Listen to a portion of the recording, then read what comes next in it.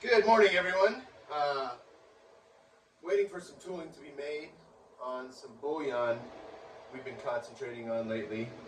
And while that's happening, I decided to go ahead and I've had an idea for a big bolo tie. So I just so happened to be at a yard sale last weekend and I found this killer arrowhead. I got some really nice Kingman turquoise recently that I've had an idea to make a nice size bolo tie. I don't know if you can see that, but I found this good size arrowhead. So I've got some sterling silver melting in the furnace. Liquidus of sterling silvers around 900 Celsius. For ease of remembering, 1700 Fahrenheit. So 900 and 1700 on sterling. I've got my furnace up to 2020. Now, my rule is 200 to 300 above liquidus. That gives you enough temp so that your material is fluid enough to fill whatever shape or dimension you're trying to do. I talked about it before in a past video that there's a big difference between melt temp or liquidus temp and fluid.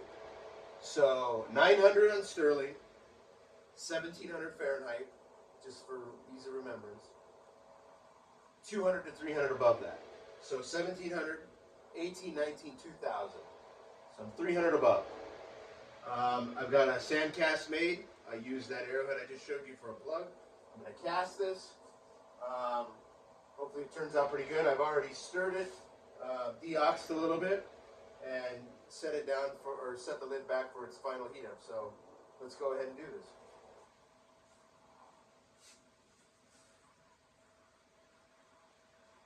Safety first. I gotta say that, disclaimer.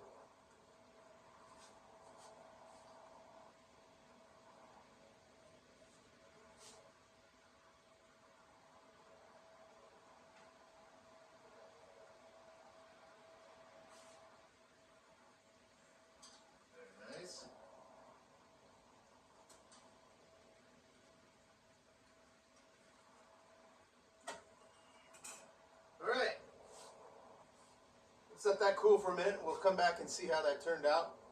I think it's going to be good. Okay, casting came out beautiful. That's the final product. You can see that real well.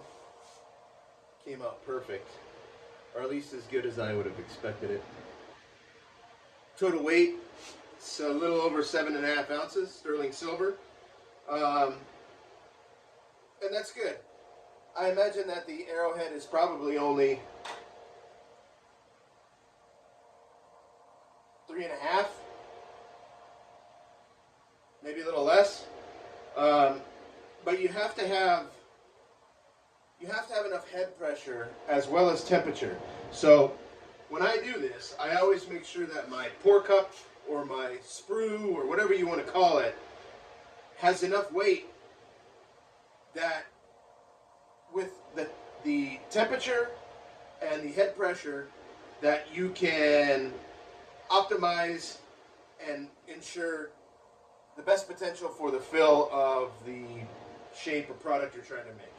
So temperature, head pressure, all those things coming together, you should get a nice and even fill and full fill of the item you're trying to pour or cast. Now, I wanted to go back and touch on something as far as the furnace goes. One of the biggest things of these furnaces is degradation or breakdown due to expansion and contraction. Now, expansion and contraction, heating and cooling. So when I use these little furnaces, I've got one there, even the box furnaces, I just ramp them in temperature by increments, depending on what I'm going to, but I'll break it up into like 4. So I'll go 500 degree increments, wait a minute or two, another 500 degree increment, wait a minute or two, 5 minutes, another increment of 500, until you get to your desired set point. that just helps a lot. Like this furnace is probably 5 years old.